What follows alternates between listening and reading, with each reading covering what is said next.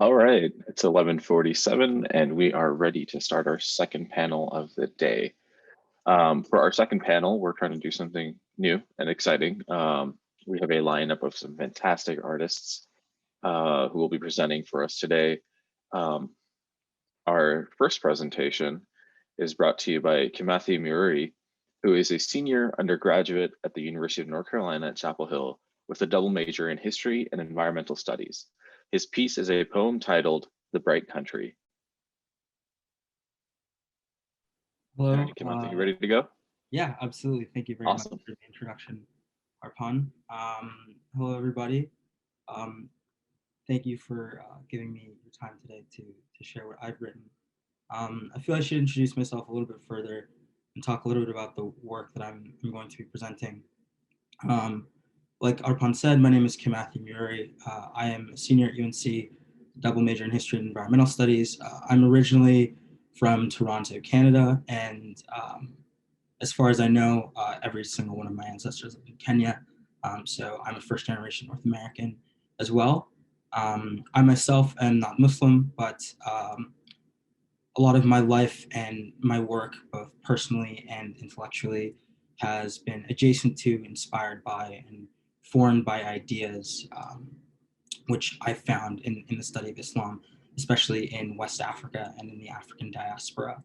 In history, I focus on African history, particularly early modern West Africa and modern Southern Africa. So the first piece that I'm going to read today is, like Arpan said, called The Bright Country. Um, and before I dive into it, and in the absence of academic citations, I'm compelled to give a few shout outs, I guess, to the people who inspired this work. And there's four of them in particular, and none of them are with us anymore. The first is a man named Bala Faseke, who was a 13th century Jeli, also called a griot, who lived in the Kingdom of Mali, the country now called Mali, and was the sort of right-hand soothsayer and praise speaker for the first king of Mali, Sunjata, about whom this poem is written.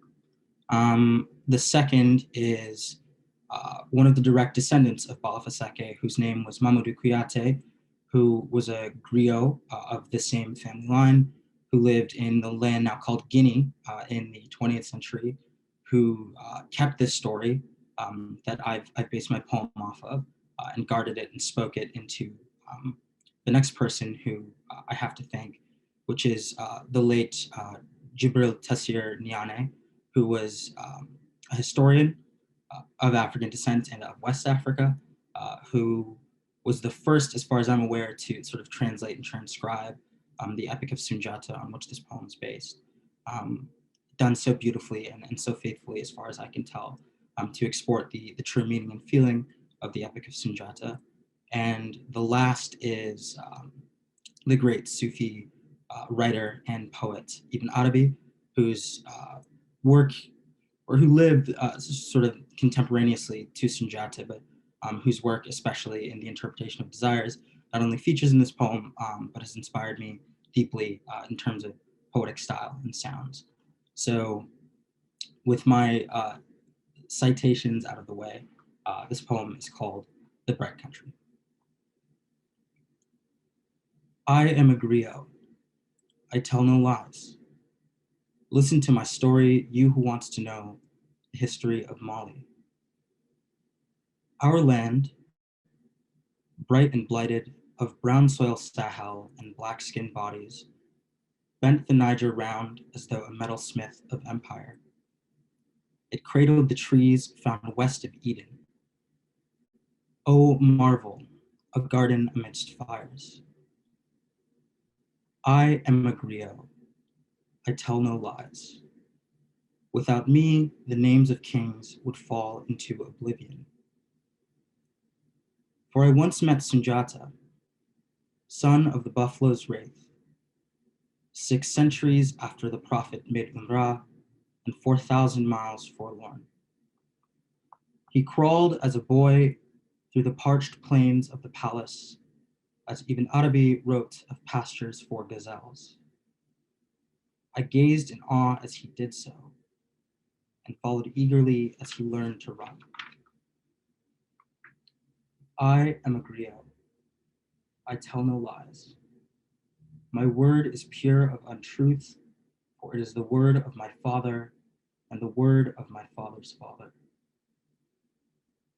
Sogolon Keju, hunched of back and doomed by fate, born to live as the buffalo's wraith, rejoiced as her boy hoisted clean the roots of the baobab tree. She watched him lean unsure on the blunt of an iron rod and bend it to the form of a hunter's bow in the image of the rushing Niger's turn. Allah Almighty had ne'er a finer day made, for the Mande knew that the silk cotton tree springs from a tiny seed. That which defies the tempest weighs no more than a grain of rice in its germ. I am a griot. I tell no lies. We are the depositories of the oaths that the ancestors swore. The young warrior set off in the direction of Mecca, charting a course unmatched by Khaldun or Batuta, courting with grace the smiths of Yalonke and the hunters of Jene Jano. He sought mystery in the old forests of Ouagadougou with the camel-bound merchants of Arabia, and in his wake carved the map lines into earth anew. I am a griot. I tell no lies. We are the vessels of speech who harbor secrets centuries old. The art of eloquence holds no secret to our kind. Launched by dreams from the east whence he came, never had a bow's arrow, drawn taut, risen and set so brilliantly. So goes the sun, breaking and beating the land of the blacks. So went the son of the buffalo. On trails so boundless and bucolic, he strode to absolve the black people of tribes. Not Songhay nor Caesar could repeat the peace he brought to the land which was bright. For through the trees and forests and streams that fed the river ran replete the wish of his creator. I am a griot. I tell no lies. Listen to me, you who wants to know the history of Mali. So that was my first poem, and obviously very, very heavily based on the Epic of Sujata. For anybody who's read it, you'll recognize a lot of the same tropes and themes.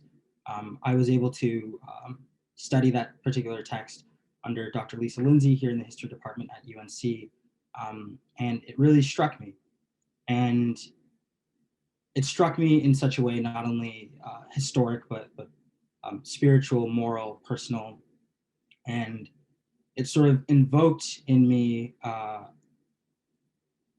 another speech, I guess, paper, you could say, that I had previously seen, I believe last semester, from another scholar in the UNC department, Dr. Yusuf Carter, who gave a talk on what he called the overwhelming event, religiosity in the African American diaspora, specifically with respect to two great artists, Kanye West and Jay Electronica, who is a rapper from New Orleans. And this sort of convalescence of overwhelming events throughout time, from Sunjata's pilgrimage to the release of Jay Electronica's album, to the overwhelming events that take place every day in the hearts of thousands of people who find light, find God, etc. I was inspired to write another poem, which is, rather than about West Africa, is about sort of my personal experience and the experience of a lot of people I'm close to with the overwhelming event. So this next poem is called The Overwhelming Event, and it's about Islam and sort of religious self-discovery in the African American diaspora. And even though I'm not myself African American, I believe that their experiences paralleled in the music of great African-American artists. And the overwhelming event, I believe, can present itself in similar ways in people of different backgrounds, especially people who are racialized similarly, regardless of their background in North America. So that is what this next poem is about. And I, once again, in the absence of citations, would be remiss not to mention that the work of a lot of my favorite African-American artists features in this poem. However, the laundry list is a little bit too long to run through altogether. So I will just point it out by quotes. And if there are any quotes about, or any questions about where those quotes come from, I'd be more than happy to answer them towards the end. So this is called The Overwhelming Event. The gentle hum of diaspora rings to me. New York, New York, the Big Apple, quote. Live from the Apollo Theater, quote.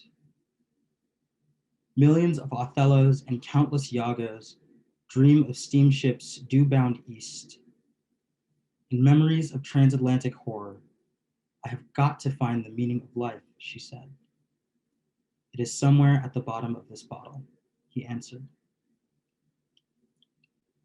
The plucked guitars of Cameroon floated to New Orleans, Louisiana. Quote, Mississippi, goddamn. Quote, call me J-elect Ramadan Muhammad As-Sulamaka Rasula La Subhanahu wa Ta'ala.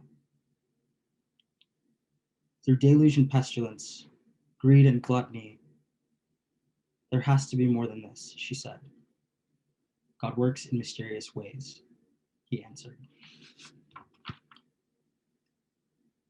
Pickaxes like cracked hands pounded the worn earth of the West. Stolen land and stolen dreams buried the gold they searched for. Quote, the blacker the berry, the sweeter the juice. Quote, I found a dream that I can speak to, a dream that I can call my own. As snowmelt trickled like keystrokes down sheer rock faces onto train tracks. If I were a bird, I would spread my wings and fly away, she said. The wind here only blows back ashore, he answered. What a cruel ruse, that the palace we built set walls so high that we can't climb them. The bodies and ashes pile so high at the water's edge that we can't begin to swim. So I looked toward the stars and sang in reverie, why, my Lord? I closed my eyes to dream and visited for the first time a beautiful bounty. Bilad al-Sudan, Durham. Bilad al-Sudan, New Orleans. Bilad al-Sudan, Compton. Bilad al-Sudan, Khartoum. Bilad al-Sudan, Medina. Quietly contiguous, it spoke to me of home above the clouds.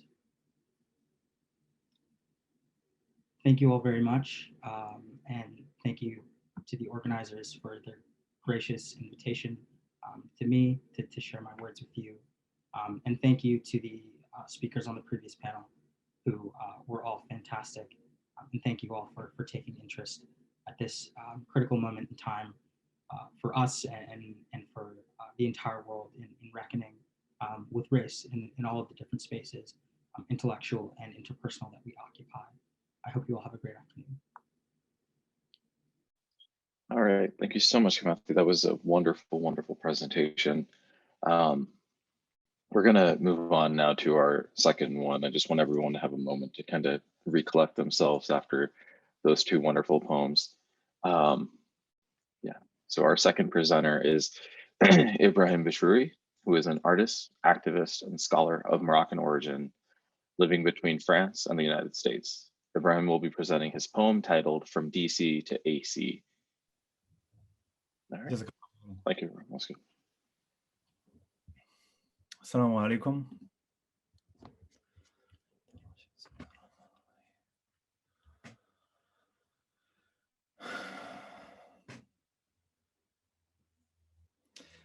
People say we're dust, moved by a force we don't understand. So just give me dust, cause dust, if it gathers, if it sticks together, can even block the sun, can get in the throat of this unjust system in its lung and make it cough, make it suffocate for all the people it let cough, suffocate, and die over the past year. For all Black people whose last words were, I can't breathe, suffocating in their boots, or when the news tightens.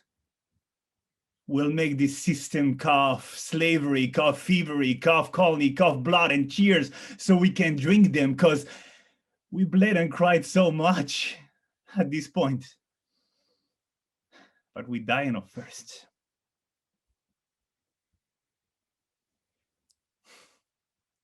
Calm waters. And I immerse myself in DC, where I'll live all my life in DC. I first lived for 9 months in Warm Street, where the water is not moving that much. And looking back, it was a nice street, but people get bored and want to rush out of it, as I did. Droplets fall into the waters. Making some new wagers, I moved to Parents Avenue and get used to having you home pretty quickly. Quite tiny, this new apartment in this big city full of resentment, but for a moment I was spared the torment. I was lucky and it felt like home for a time. Warmth, love, a particular smell without paying a dime, but as in every story, something happened and this place glory soon faded. Ripples formed at the water surface.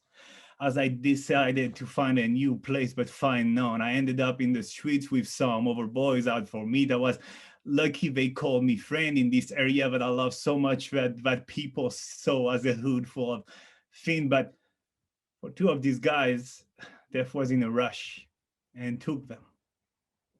Heavy matters brings me to wavy waters. When you come from Saint Denis, your life is not exactly easy, but still you don't complain because your life could have been plain. I moved to French Boulevard looking for the French dream, settling for the French nightmare when violence lead to scream out of hysteria, out of the Astorias of our word. You and the likes of you, these are the words of those white folks true. Like if you were a virus. So I followed Sirius, Star of the South, but the findings were tough. As I found Morocco Boulevard during the winter and realized I'll never be considered as Moroccan ever. When you feel the proximity of calamity, the crushing waves of fatality are already on you. Still looking for home, I decided to move to Love Place, and I got used to a new pace. I made myself comfortable as I thought I'd be able to feel home with my loved ones. But when death struck once, upon my shoulders I felt the worry, and even if someone tried to bury those fears, I knew that love can die, literally, but I learned also figuratively. It can fade and thus couldn't be my home, sweet home for all eternity. Loved ones can be home one day and hell tomorrow. I realized that and it made me sink into deep sorrow, and at the bottom of the waters, yearning, I repeated to myself, there is no home. There is no home. There is no home. At least in this world. I heard those words in my sleep, and when I woke up, I found a note written with black ink saying that I will be able to end my journey if I go to 2186 Quran Way. I love that neighborhood where people play the oud, but I wasn't going enough, except when time got rough. I got at that door and saw a quote written on it, and I read it out loud. My soul was immediately hit by its beauty. Surat al-Baqarah, 186. When my servant questions you about me, tell them that I'm very close to them. I answer the prayer of every suppliant when he calls. Therefore, they should respond to me and put their trust in me so that they might be rightly guided. You know, the one that we should love above everything. You know, the one that will forgive anything, the one that will never turn his back on you, even if you do, the one who is always close and ready to answer you, the one that knows everything about us, all our shortcomings, but still love us, the one that is eternal and was love will be eternal thus. Our fitra, our human nature, is always looking for home. But wrongly, our fitra is looking for a new Rome. But things die, hearts change. Only Allah is eternal. And it's only after our burial that we will find home. When we're looking after home, we are looking for what humanity lost. The one and only home we want at all costs is with the one and only, Ahad Ahad. So I don't know when, but I'll definitely try to leave for heaven. I'll move from DC to AC, from Dunya City to Akhira City, where the waters stand still. Inshallah. Wa alaikum salam. Thank you so much, Ibrahim, for that wonderful, wonderful piece. Didn't expect so many strong emotions, and now I'm a little shook. But we're gonna have to keep on going. And so our third panelist is Sarah Hakani, who is a South Asian Shia Ismaili Muslim from Atlanta, whose work focuses on the de- and reconstruction of identity in the context of reclaiming the self as independent of, but directly informed by the systems and structures that possess it. Her presentation is titled Westoxification. Thank you, Sarah. Thank you for that introduction, and I feel really, really moved to be able to present after such moving words. So thank you so much. I'm going to be sharing today some of my work and things that I've created over the years. I want to mostly put it in context with one another and think about the future state. I've been incredibly moved thinking about the futures of where we are now and imagining those worlds and reconstructions that will be coming up. I'm from Atlanta, and I'm currently in Atlanta with a lot of children in my home. So if you hear any screams, that's what you're going to be hearing. And a little bit of background about me. I studied neuroscience and education, and I think about neuroscience a lot in my visual art practice, as well as my Islamic history studies and whatnot. And my work is often reconciling my relationships with the divine through iteration, reiteration, recreation, rebuilding, coming back to a piece years later and working on it some more, and really redefining myself, my home, and how my body houses these many things. So thank you. Want to just start off by really sharing some old work. So the piece on the left is from a series I created called Deconstructed Femininity in 2013. So we're talking about a pretty long journey of creation. And here I was really enamored by munajat, which are, in the most direct translation, secret, intimate connections and conversations with Allah. And munajat here is supplication and thinking a lot about, really thinking about one's gratitude for Allah, really being positioned in a way that you're not asking in the same way as dua, but actually, leveling with and creating a space with the divine. And here, these spaces of yearning and interrogation of munajat have become ways to see myself more fully in my divinity, my fullness, and really thinking about what the world might have looked like before this, post-colonial amnesia that takes us away from how we were. So the piece on the left, Deconstructed Femininity, was, in a lot of ways thinking about how my body felt like a physical form that was restraining me from getting closer to the divine, and how my own anatomy felt like, my shackle in many senses for being one, and this yearning for being one with the divine, and removing the dualisms and moving to the singular, and what it meant to feel like your own shield and also to feel like your own blocker in that process.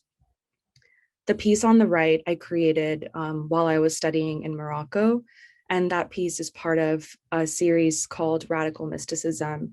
And for me, I was thinking now about these bones and how I feel like I'm held up and how I feel like I'm able to grow into myself and all of the things that are woven into that equation. So here I was feeling, 2 years later, as I'm recreating, reiterating, rewriting, I was feeling a lot of a desire to not so much be shackled by, but find reinforcement in my anatomy and find a home in myself in terms of my relationship with the divine as being something that didn't have to exist in this post-colonial state. I could dig back into those histories. I could move past the blueprints of what make us who we are and carve and dig. And a lot of this series involved this kind of thread work that you're seeing where I'm carving into the paper, carving back out, carving into the paper, carving back out. And rather than feeling blocked by and feeling energized by my anatomies and the ways that I can connect with the divine in its own way. So as I said, I rely on this process of making, remaking, making again a few years later to really think through how these evolutions have actually allowed for a rewriting of my histories.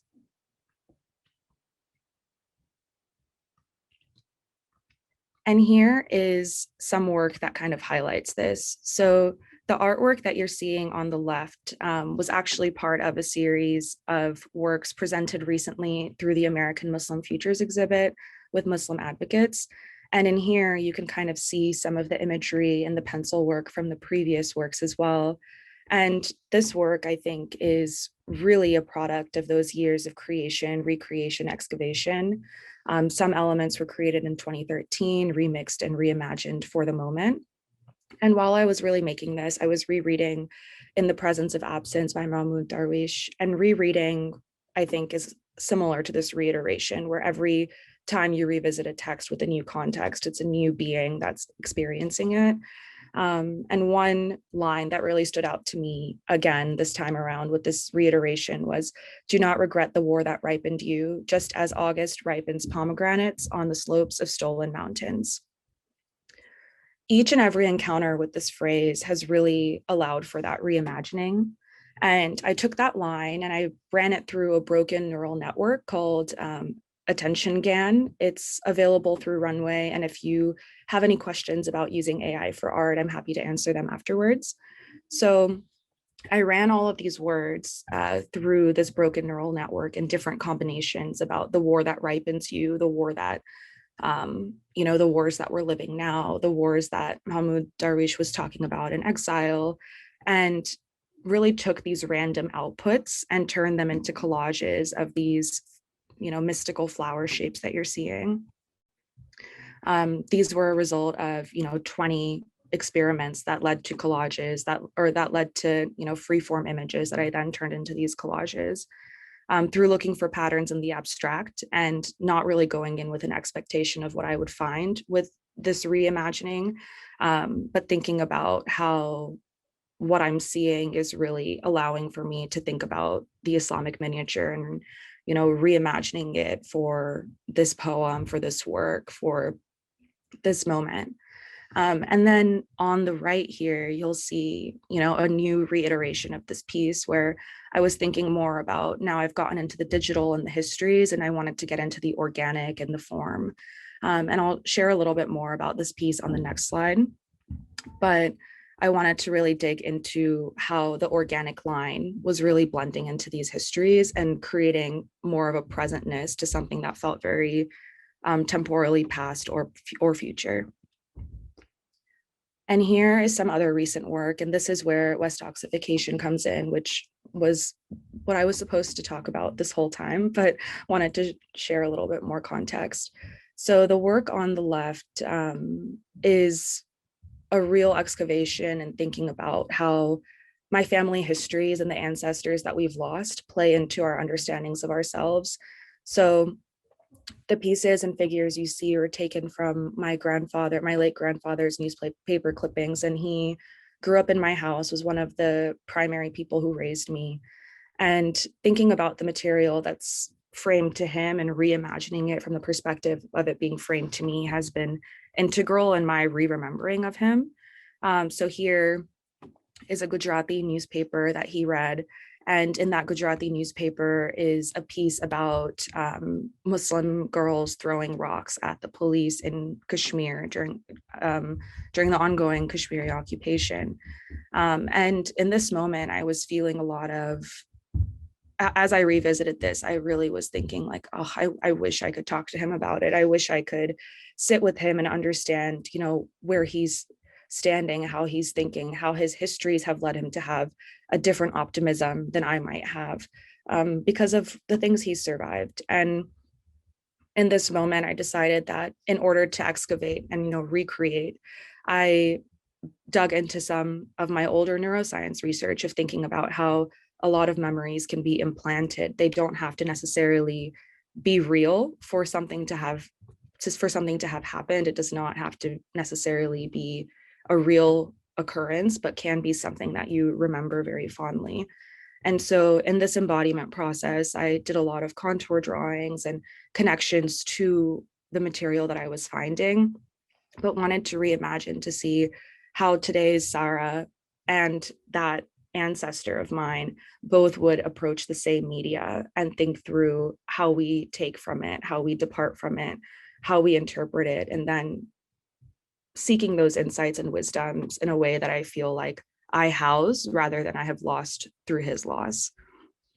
And then the piece on the right here is Westoxification. And here you can see some of these reiterations of what I've created earlier. So those flowers that I had on the previous slide that I created from that neural network, I created a silk screen with those flowers and ended up screen printing this and wanting to chop it up and really think through the process of digging into these themes of what really has brought this departure from my ancestry to my now.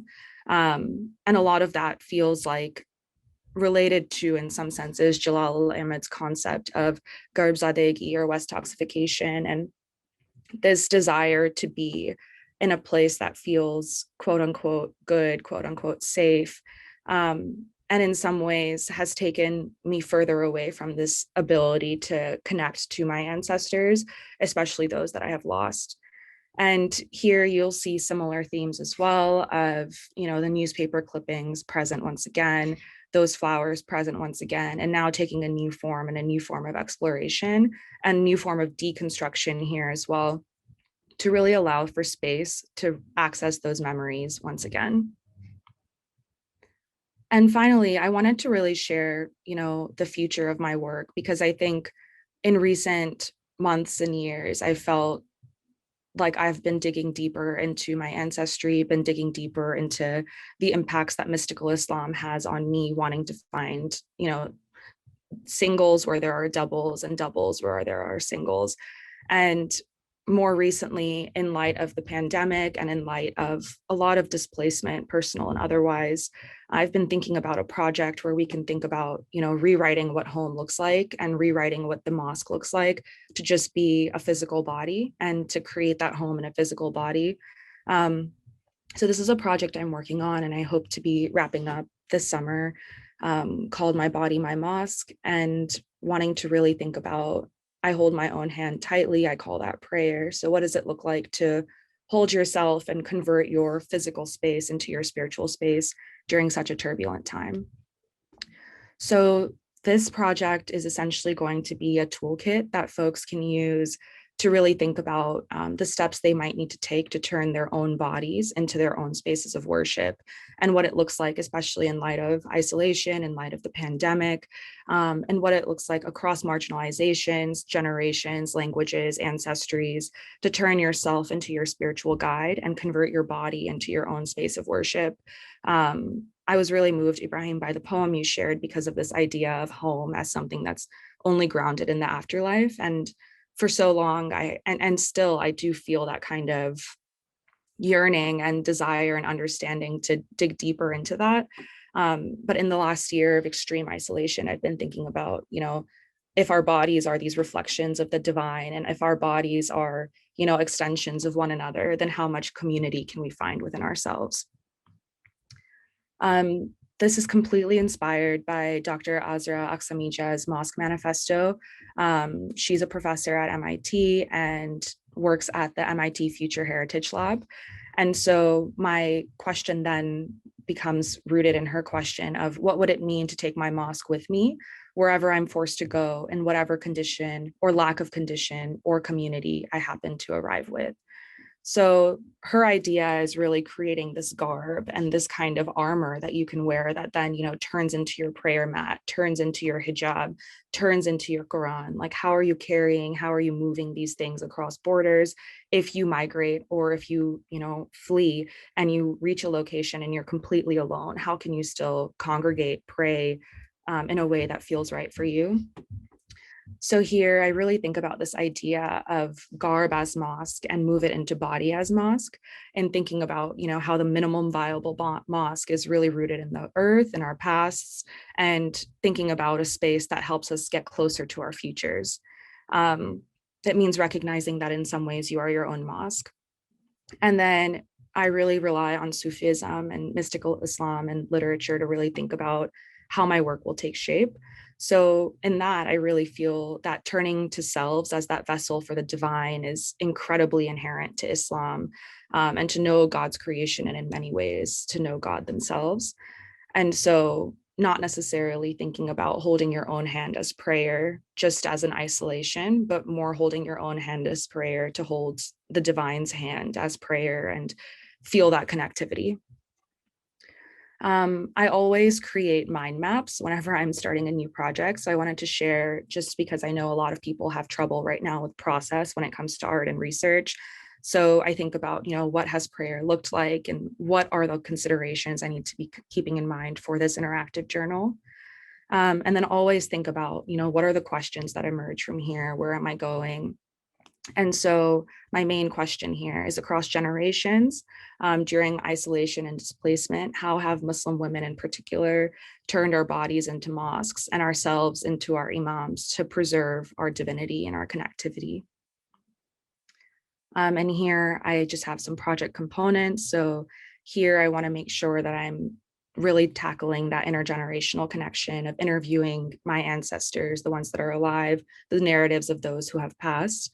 And then wanting to make sure to include other folks like Black, queer, and trans and disabled Muslims to connect these to broader understandings of how bodies have not necessarily always been able to be turned into mosques and what those considerations have looked like, as well as thinking about folks who would not ever have access to the masjid or physical spaces even before the pandemic and what that kind of barrier was like. And I want this to be an ongoing and multilingual project that folks can tap into to really find their own divinity. And for me, I think the best thing to do with this is, if you are your own mosques, we should carry our communities or our reflections in our bodies. And I want this to be a pocket-sized workbook. I'm incredibly inspired by pocket-sized books like the 99 Names of Allah book, pocket Qurans, things like that. And I feel that this generative work can be one that we carry around with us. And then wanted to just close by really naming once again that for many Muslims, queer, Black, incarcerated, and disabled Muslims in particular, displacement is not new. It's not tied to just the pandemic. And even when that mosque was present, we might not have felt as comfortable entering it and have had to create these spaces alone. And mostly through humility and collaboration, I want to cultivate a community through this project that can really think about building this generational impact, and thinking about rooting in the communities that we existed within in order to find a home that isn't isolated, but all encompassing and very expansive for our communities. Thank you.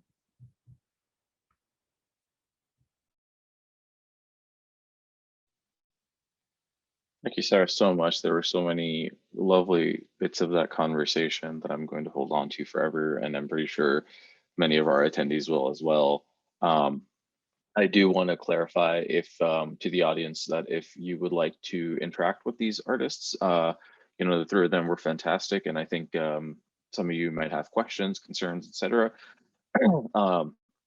Please do reach out to excelcouncil@gmail.com. That's igsacoUncil@gmail.com.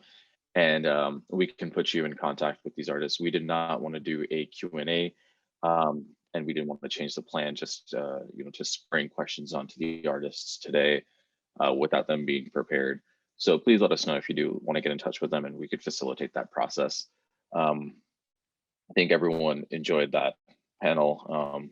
It's really some heartfelt content, and gonna walk away with a lot of emotions and thoughts on these poems and visual pieces. So now we would like to move on to our keynote for this conference, which will be presented by Dr. Zarina Grayball. It begins at 1 p.m. So there is still a good amount of time if you would like to go grab lunch, a snack, etc. It will begin promptly at 1 p.m. and we hope to see you there. I think the link has been put into the chat, so please feel free to head on over to that panel at around 1 p.m. and we'll see you there, and we'll see Dr. Grayball there, and we're looking forward to her words. Thank you.